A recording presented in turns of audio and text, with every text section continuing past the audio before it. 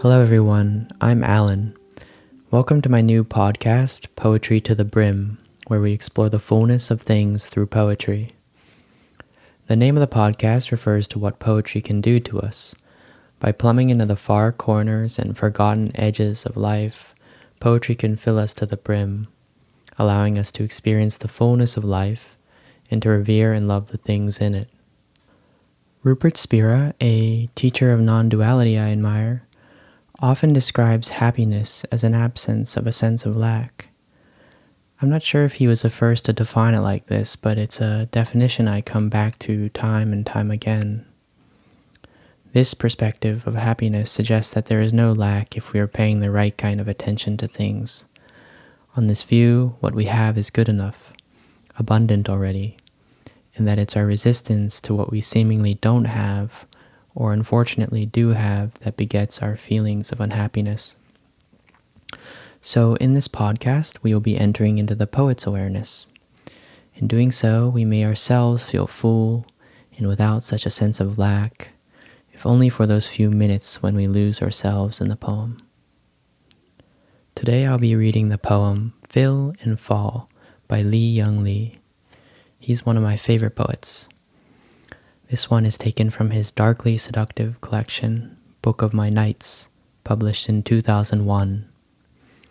In this poem, Lee directly addresses the brimming nature of things that this podcast serves to celebrate. Alright, so that's enough of a prelude for both this podcast and this episode. So without further ado.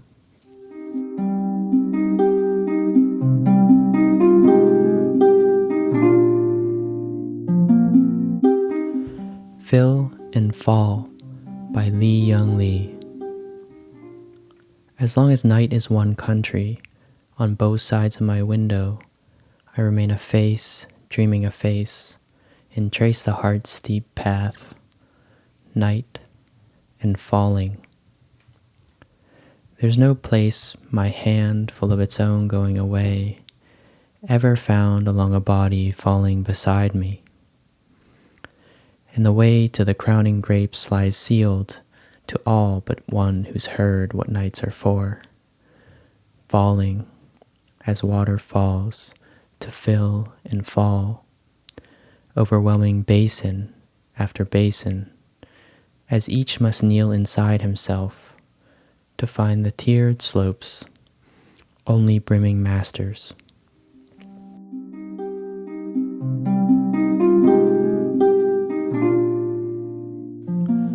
So now I'll talk a little bit about the things I noticed in the poem. And as a disclaimer for the rest of the episodes, these are just my interpretations and feelings, unless otherwise stated.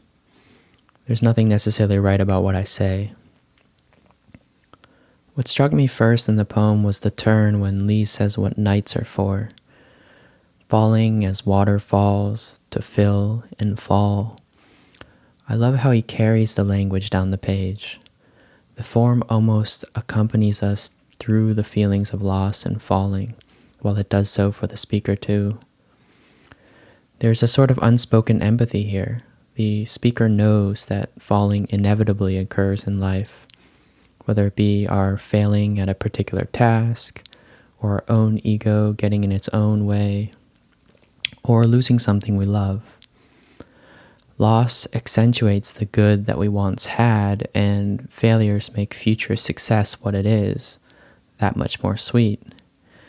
The gravity of life necessitates falling and loss, but the speaker knows that on the other side of such an experience, with this realization, the fullness of night can be glimpsed, not just what's apparently dark. This makes me think of another thing I appreciated about this poem, which is the way Lee plays with opposite words and concepts so masterfully.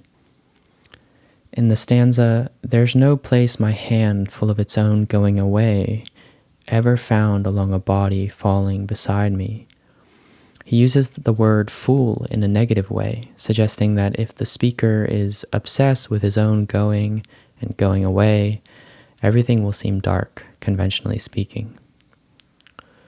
However, in the turn of the poem I mentioned earlier, he uses the verb fill, falling as water falls, to fill and fall. He suggests a very different meaning of the same root word, akin to water's nature, which is to fall so it may fill. The seemingly steep paths or tiered slopes of the heart are in fact not negative things to be resisted, but instead, as we find out at the end, must be knelt before in deference, so that the filling or the feeling of fullness inside oneself may have space to enter. The falling exists inseparably from the filling. They go hand in hand. In Buddhist terms, it's dependent origination. By writing a poem about the dualities of filling and falling, I think Lee goes successfully beyond the dualities, where we may find the brimming quality of things.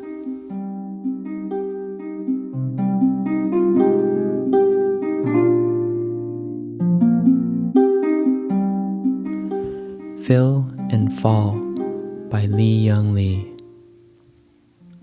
As long as night is one country, on both sides of my window, I remain a face, dreaming a face, and trace the heart's steep path, night and falling.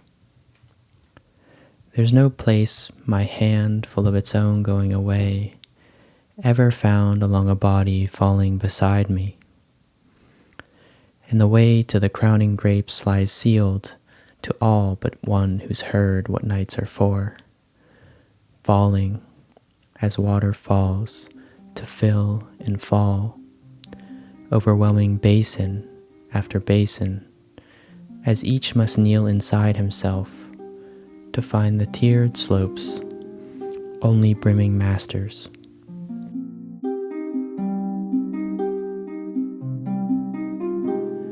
Thanks for listening to Poetry to the Brim. You can find a full transcript of the show on the show website at podcast.poetrytothebrim.com. There you can also subscribe to stay up to date by email for when I release a new episode, and find ways to support the show. Also, I'd love to hear any thoughts or suggestions you might have about the show. Feel free to message me on Twitter or Instagram at acyanlight, or email me at acyanlight@gmail.com. Thanks again. Until next time.